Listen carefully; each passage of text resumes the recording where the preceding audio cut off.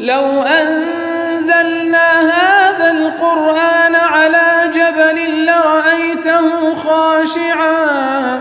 لرأيته خاشعا متصدعا من خشية الله. وتلك الأمثال نضربها للناس لعلهم يتفكرون. الحمد لله والصلاة والسلام على رسول الله وعلى آله وصحبه ومن والاه. السلام عليكم ورحمة الله. برزان خوش حالم لواني سيصة وسير لواني كان تفسير القرآن في رز بيم وخزمتان ومبست رضا من دي خواهي قولي وهوادان بأوي آزيز سودي لور بقرن. أعوذ بالله من الشيطان الرجيم. بسم الله الرحمن الرحيم. يا أيها الناس اتقوا ربكم الذي خلقكم من نفس واحدة وخلق منها زوجها وبث منهما رجالا كثيرا ونساء واتقوا الله الذي تساءلون به والأرحام إن الله كان عليكم رقيبا. بەڵخۆشە ویستانەوە ئاەتی یەکەم لە سوورەتی ئەنیسا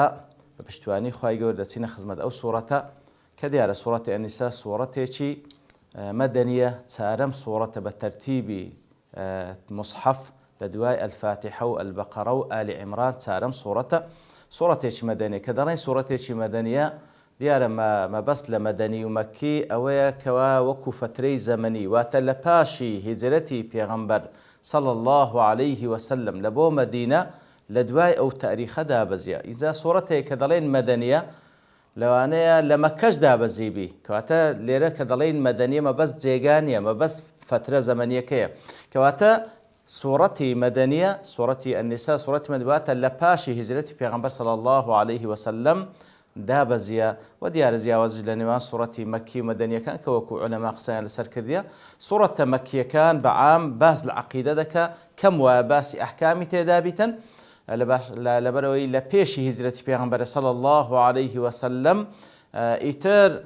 زياتر باز العقيدة وآتكاني كرته وأسلوبك زور بابني أسلوبك قوية بقوته ولدواء أو كهجرة دكا لبو بيان صلى الله عليه وسلم لبو مدينة صورة مدنية كان كذا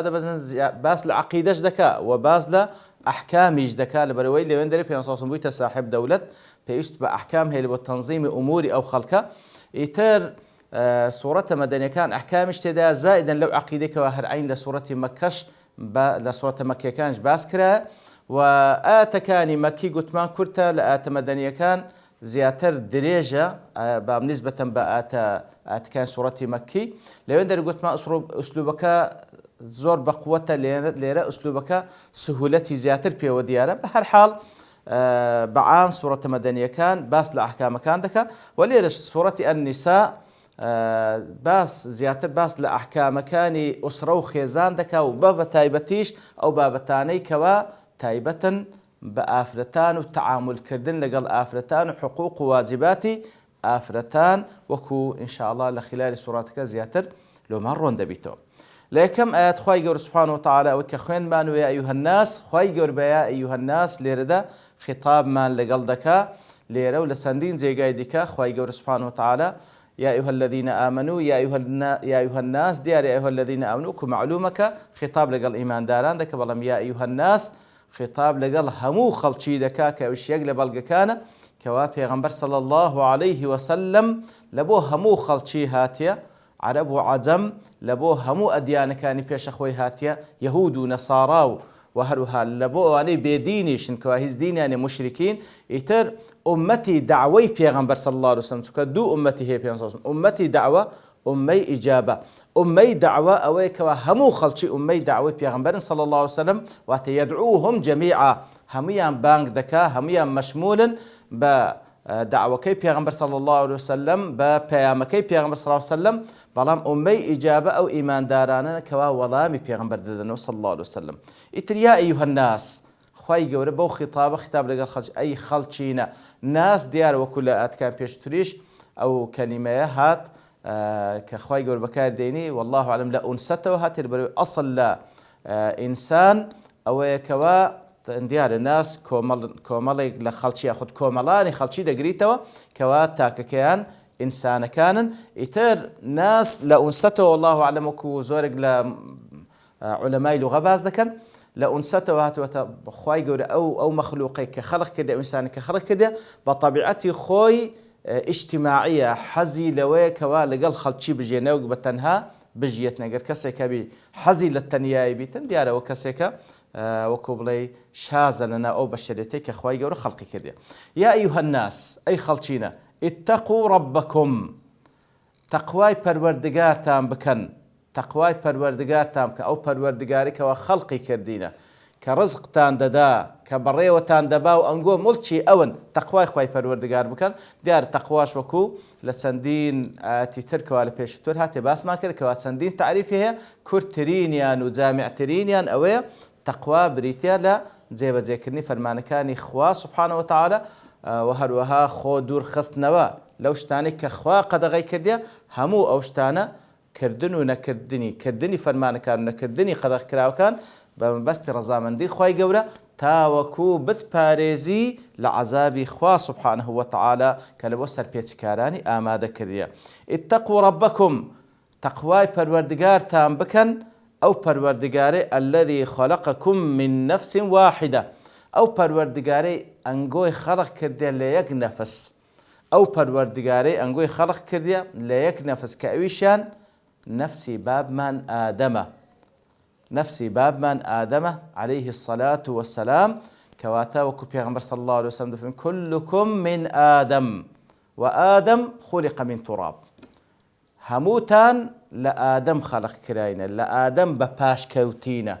وآدميش خواهي قول سبحانه وتعالى وكو يكم إنسان خواهي قول لخول درستي كر وكو لسندين آتيش أو حقتا تأكيدي لسر كرايتوا كواتا خواهي قول سبحانه وتعالى وكو بيغم صلى الله عليه وسلم دفرميت سنشتيك بدستي خوي كبالغي لسر قرنجيدان للان خواهي قول بمخلوقة سنشتيش بدستي خوي كده يقلوشتانا وخلق آدم بيده سبحانه وتعالى خواهي قول آدم باب ماني آدم بدستي خوي خلق كردية سبحانه وتعالى إتر آدمي لخول خلق كردية باشان نفخي روحي تيدا كردية بويتا وإنسانه وباشانيش وخلق منها زوجها إذا بيشوي بس لزوجها بكين ديال أصلي بشريت أو كوا دقرين وسر باب من آدم عليه الصلاة والسلام وآدميش لخول خلق كراية إتر أو حقتك خواهي قول ليرو لسندين زي قايد كباسي لك أقر كسانك هبن لسر أساسي نظريي داروين كاتك وادلي بشريت بسندين قوناغ دارويشت كوا تطوري كرديا لا يقلا قوناكان كوا دي جيريتا وسر أوي كوا ميمون بوا أو زا باشان بويتو إنسانا يتركوا ابن عثيمين رحمة خوالي بدلين أقر كسيق وايقود دلين إيما بي دلين نخير بشريت لآدم بپاش كوتيا بشريت لآدم بپاش كوتيا وكو خواي قول دفرمي وبيغمبركي صلى الله عليه وسلم دفرمي بلام أقر كسيك مصر لسروي بشريت لميمون وبپاش كتيا أو بخوي أقر نسبي خوي دجرتو سر ميمون أو كيف خويتي بلام بشريت بقشتي لآدم بپاش كوتيا وخلق منها زوجها وخلق منها أو منها لو نفسي آدم دقرته كوا طبعا نفس مؤنثة يتر خواي قول دفرمي لا بعض التقواي أو پروردگارتا مكان كوا أنقوي همو لنفسي خلق كده كوا نفسي آدم وخلق منها زوجها لو نفسش خواي قول سبحانه وتعالى بابن زوجكي كوا حوايا كواتا هاو سركي لخويا وخلق كر تلير دا وخلق منها زوجها هندك دلين ليرة منها منكا تبعيضية هندش دلين بيانية لبو جنس بياني جنس إتر كما بس ليرة بيان جنس واتلا لجنسي آدم خواي قول حواي خلق كر بلام أوي تريان كدلي منكا تبعيضية واتلا بشيق لآدم هاو سركي دروس كر كوا دايك من حواي وكوبيان صلى الله عليه وسلم لحديث صحيح لا ناوي هنا إتر هل أوشيان رأي راجحت له لبشيق لجستي آدم خواي قوله حواي خركر وكله حديثيك وإمام بخاري ومسلم وإمام أحمد روايتان كري أبو هريرة جاءت خالد الرازيبي تفرمي بيان صلى الله عليه وسلم فرموي استوصوا بالنساء خيرا واتا وەسیەتی من وەربگرن دەربارەی ئافرەتان کاری پێ بکەن نەرمونیان من لەگەڵیان چاکەیان لەگەڵ بکەن فإن المرأة خلقت من ضلع لەبەر ئەوەی ئافرەت لە پەراسوو خەڵق کرایە کەواتە لە پەراسووی ئادەم حەوا خەڵق کرا ئەو جا دەفەرمێ إن أعوج شيء في الضلع أعلاه دەڵێ ضلعیش پەراسوو هەممان دەزانین خوارترین جێگاتەیدا سەرەکەیتی وەکو زانایان دەفەرمون ئەوە ئیشارەت لەوەی کەوە بەرزترین جێگاکەوە جێگای مەترسیبی زمانی ئافرەتە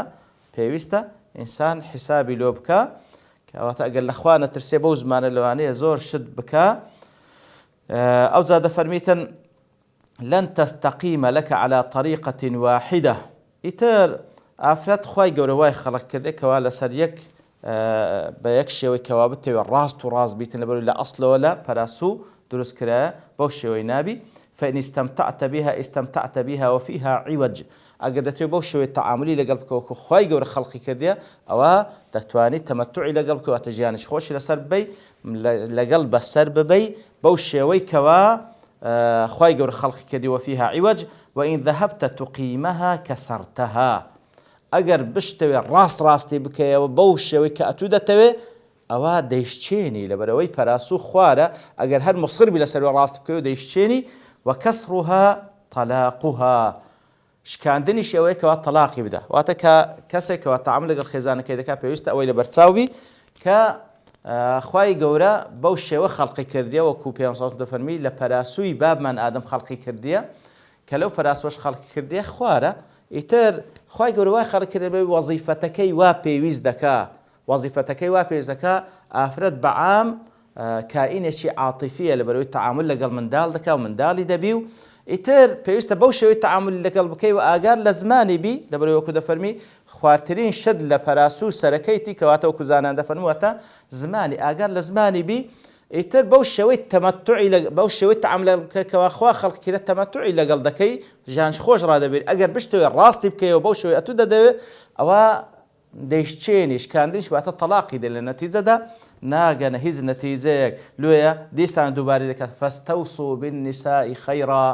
واتە وەسیەتتان پێ دەکەم بەرامبەر بە ئافرەتان بە چاکە لەگەڵیان تەعامل بکەن بەو شێوەی کەوا خوای گەورە دەیەوێت سوبحانەهو وتەعالە و معاشەڕەیان بکەن بە چاکە بەبێ ئەوەی زوڵمیان لێ بکەن ئیتر تەواوکەری یەکترین وەکو هەندێک لە زانانش دەفەرمون کاتێکەوە خوای گەورە دەفەرمی وخەلق منها زەوجەها هەر لە نەفسی خۆی لە نەفسی ئادەم حەوای خەڵق کرد وەکو گوتمان کە پێغەمبەر صلی الله علیه و سلم دەفەرمی لە پەراسووی دەفەرمی پەراسوو نزیکترین شتە لە دڵ کەواتە خۆشەویستە لە دڵی ئینسان خۆشەویستە لە دڵی پیاواندا ئیتر خوای گەورە بەو شێوەی خەڵق کەواتە کە دەڵێن لە پەراسوو خەڵق کراوە بەو شێوەی پێغەمبەر صلی الله علیه و سلم وەسفی دەکات معنەوە نییە نوقسانی هەبی نا نوقسانیە بەڵکو وا خەڵق کرایە مەسەڵەن کو ئەو پەراسووە بەو شێوەی کەوا خوارە دروست کرایە لە بۆ قەفەسی سینگ تاوەکو دڵ بپارێزی ئیتر وەزیفەکەی وا پێویست دەکات کەوا بە خواری دروست بکرێ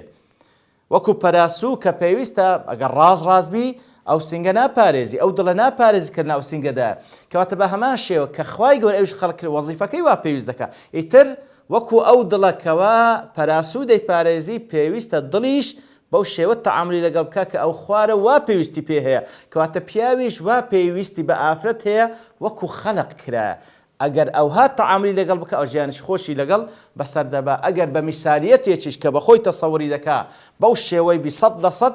ئەوە دیارە وەک پێغەمبەر دەفەرمی لە نەتیجەدا دەیشتێنی شکاندنەکەشی ئەوەیە کەوا تەلاقی دەدا وخلق منها زوجها وبث منهما رجالا كثيرا ونساء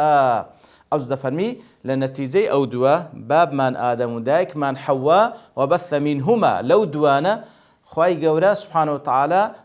نەوە و وەچەیەکی زۆری خەڵق کرد و پەرتی کردەوە بەسەر ڕووی زەوی وبث منهما واتە خەڵقی کرد و با بڵێین پەرتیشی کردەوە لەسەر ڕووی زەوی کەوا چەندین قەوم و چەندین ڕەنگ و چەندین زمانی لێ پەیدا بوو کەوا هەر هەمومان مشتەرەکین لە یەکدا کوبابین کەواتە بەشەریەت هەمووی دەگەڕێن سەر ئەسڵێک کەوا بابمان ئادەمە و هەروها دایکمان حەوایە کەوا لێرەش با بڵێن ئیشارەت لەوەی کەوا فعلەن بەشەریەت هەمووی برای یەکن خوشک و برای یەکن دەگەڕێنە سەر یەک داکوباب بەو شێوەی پێویستە تەعامل لەگەڵ یەکتری بکەن ئیتر ئەو جا دەمێنێتەوە سەرەوەی کەوا مختلفی اعتقاد و هەروها بیر و باوەڕ و بیر و بۆچوون لەو حاڵەتەی لێچیان زیاد دەکاتەوە یاخود دەیانگەین تۆ یەکتری بەڵام لە ئەسڵەوەش لە دائیرەی ئینسانیەت هەمووی برای یەکن لۆیە دەبین زۆرێک لە ئەحکامەکانی ئیسلام تعامل لەگەڵ مقابلەکەت دەکەی وەکو ئینسانێک وەکو بەشەرێک وقولوا للناس حسنا المسلمان بيان كافر پێویستە بە چاکە لەگەڵی قسە بکەی پێویستە زوڵمی لێ نەکەی پێویستە کەواتە حقوقی عام هەیە لە بۆ مسلمان و کافر خوا پاشان کە کەسێک مسلمانە حقوقی ئیمانیشی دەکەوتە سەرت ئیتر ئاتکە دیارشتی تریش تێدا ما باس بکەین بەڵام لەبەر تەوابوونی کات لێرە دەوەستین بە پشتیوانی خوای گەورە لەوانەی داهاتوو دينه وخزمتي وصلى الله وسلم على نبينا محمد وعلى آله وصحبه أجمعين وآخر دعوانا أن الحمد لله رب العالمين. لو أنزلنا هذا القرآن على جبل لرأيته خاشعا متصدعا من خشية الله وتلك الأمثال نضربها للناس لعلهم يتفكرون.